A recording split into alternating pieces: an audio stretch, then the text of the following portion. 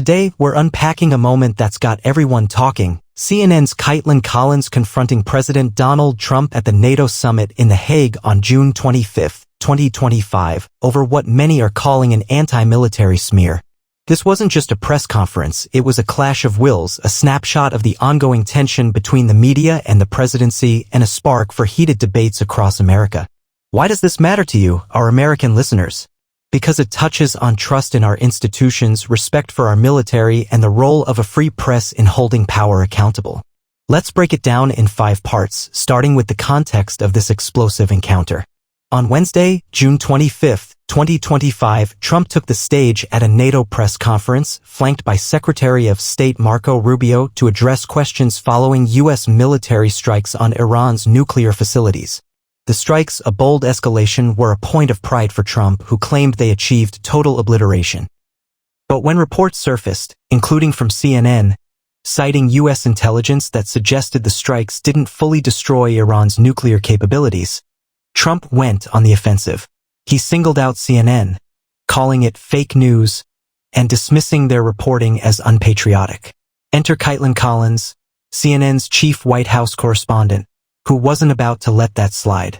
When she pressed Trump on his claims, he doubled down, implying critics of the strikes, by extension the media, didn't appreciate our soldiers and our warriors. Collins' sharp retort, "I think everyone appreciates our soldiers and our warriors," was a mic-drop moment that's now trending across platforms like X and dominating water-cooler conversations. Why did this resonate so deeply? For one, it's a classic Trump versus media showdown, a dynamic Americans have watched for years. But this time, it's layered with the sensitive issue of military honor. The U.S. military is a revered institution, with 68% of Americans expressing high confidence in it, according to recent Gallup polls. Any perceived slight, especially from a president, is a lightning rod. Collins' defense wasn't just about CNN. It was about pushing back on a narrative that could undermine public trust in both the media and the military. On X, users like Extreme25Bill and at Road_Trippin praised Collins for standing her ground, with some calling her a strong, smart woman who exposed Trump's bullying tactics. Others, like at DMiller_357, raised concerns about Trump's comments revealing sources and methods, hinting at national security risks.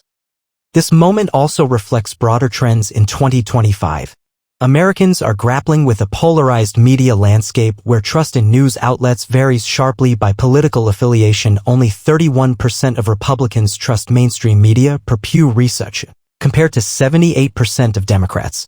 Collins' confrontation is a microcosm of this divide, with Trump supporters likely seeing her as antagonistic and critics viewing her as a hero of accountability.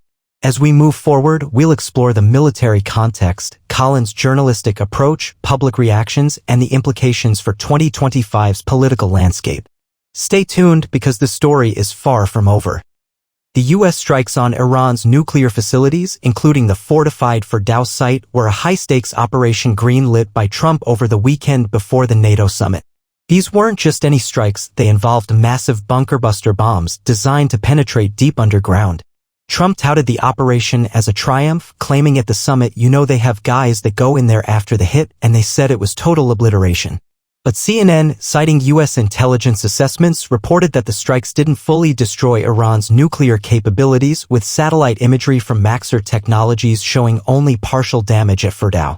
This discrepancy is at the heart of the controversy.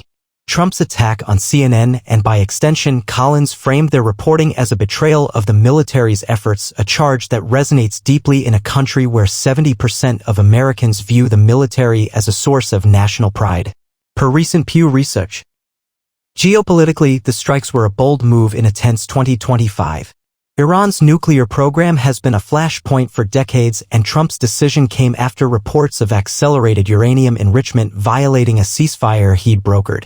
The operation aligned with his America First doctrine, emphasizing decisive action over diplomacy.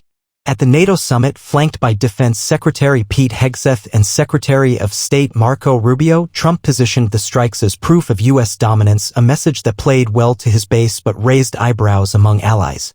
NATO's focus shifted from Ukraine's war with Russia to Iran's nuclear threat, a pivot some analysts like Liana Fix at the Council on Foreign Relations called a strategic choreography to appease Trump. For American listeners, the stakes are personal. The military's 1.3 million active duty personnel, many deployed in the Middle East, are central to this story. Posts on X, like those from @Yubby007, show Trump supporters cheering his defense of our soldiers and warriors, while others, like @Mapacaloco, hailed Collins for challenging what they see as exaggerated claims. The debate isn't just about facts, it's about trust. When Trump calls CNN fake news over intelligence leaks, it fuels a narrative of media versus military, a divisive frame in a nation where only 34% trust the press, per Gallup. As we move to part 3, we'll explore Collins' journalistic approach and why her response struck a chord. Stay with us, this is getting good. Kaitlan Collins, at 33, is CNN's chief White House correspondent and a rising star in political journalism. Born in Prattville, Alabama, she cut her teeth at the Daily Caller before joining CNN in 2017, where her sharp questioning and unflappable demeanor earned her a reputation as a formidable interviewer. Her style, direct, fact-driven, and unafraid to challenge power, was on full display at the NATO Summit. When Trump dismissed CNN's reporting on the Iran strikes as fake news and tied it to a lack of military appreciation, Collins didn't just absorb the attack. She pivoted, pressing him on the discrepancy between his claims and U.S. intelligence, then delivered her now iconic retort. It was a moment of clarity in a chaotic press conference, cutting through Trump's rhetoric with precision. What makes Collins' approach resonate with American viewers? First, it's her ability to stay composed under pressure.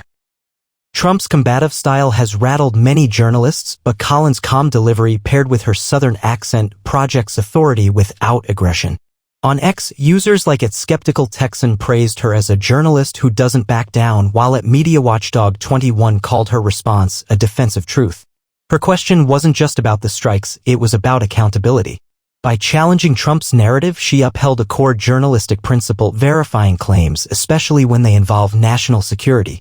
In a 2025 media landscape where only 34% of Americans trust the press, per Gallup, her insistence on facts over spin is a beacon for those craving credibility. Collins' role also reflects broader trends. Women in journalism, like NBC's Kelly O'Donnell and CBS's Weijia Jiang, are increasingly at the forefront of high-stakes political coverage, navigating a polarized environment where they face both praise and vitriol. Collins, who anchors CNN's The Source, has become a symbol of this shift, with 1.2 million X followers amplifying her every move.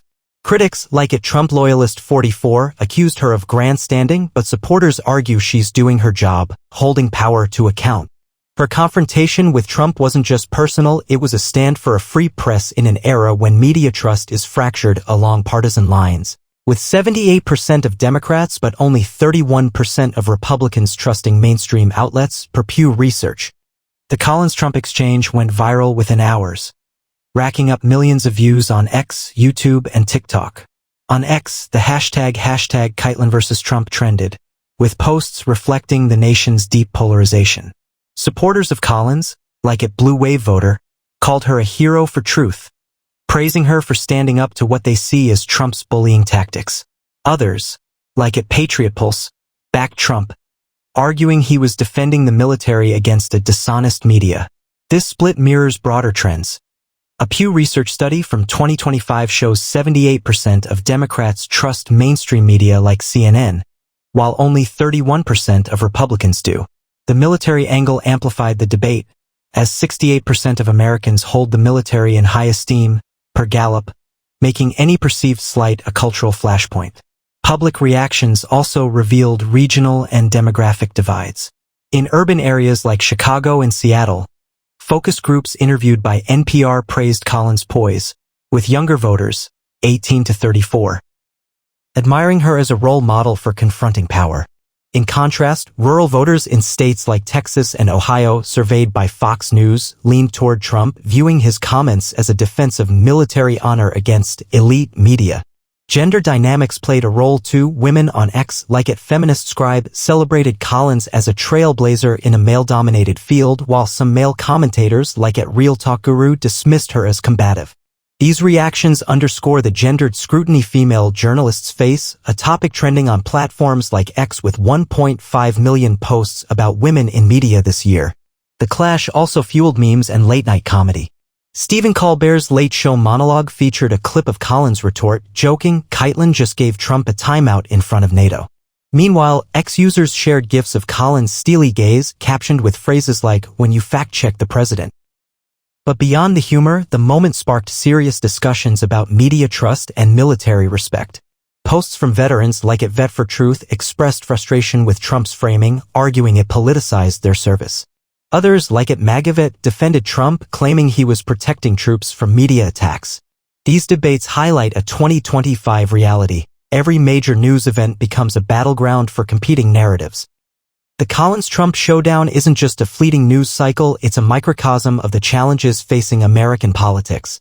First, it underscores the ongoing battle over trust in institutions. The military, with 68% public confidence per Gallup, and the media, with only 34% trust, are at the heart of this. Trump's framing of CNN's reporting as anti-military tapped into a narrative that resonates with his base, 69% of whom distrust mainstream media, per Pew Research. Collins' pushback, meanwhile, galvanized those who see a free press as vital to democracy, 78% of Democrats, for instance. This divide isn't new, but in 2025, with midterm elections looming in 2026, it's a powder keg. Candidates are already leveraging the clash, with progressives like Representative Alexandria Ocasio-Cortez praising Collins on X and conservatives like Senator J.D. Vance defending Trump's military rhetoric. Second, the moment highlights the media's evolving role. Collins, as a young female journalist, represents a new guard challenging traditional power dynamics. Her viral moment, amplified by 2.3 million X posts with hashtag Kaitlan versus Trump, shows how digital platforms shape narratives in real time. But it also raises questions. Can journalists like Collins bridge the trust gap when 60% of Americans, per Edelman's 2025 Trust Barometer, believe media is too partisan? Her fact-driven approach is a start, but the polarized reactions suggest a long road ahead. On X, users like at Civic Mindy called for more Kaitlans to hold leaders accountable, while at TruthSeeker88 accused her of fueling division. This tension will define media coverage as we approach the 2028 presidential race. Finally, the clash reflects America's struggle with truth in a post-truth era. Trump's total obliteration claim, contradicted by intelligence leaks, mirrors past controversies, like his 2020 Atlantic comments allegedly calling fallen soldiers losers. The military's sanctity makes such disputes explosive. Posts from veterans on X, like at ServiceFirst22, urged leaders to stop using us as props, signaling frustration with politicization. As the U.S. navigates global challenges, China's AI race, Russia's Ukraine war, Iran's nuclear ambitions, the need for credible information is paramount. Collins' stand, while divisive, reinforces the press's role in that mission. So, what's next? This moment will linger, shaping how Americans view leadership, media, and military honor. For our listeners, it's a call to engage critically, question narratives, and demand accountability. Thanks for joining us on the Pulse of Politics. Until next time, keep the conversation going.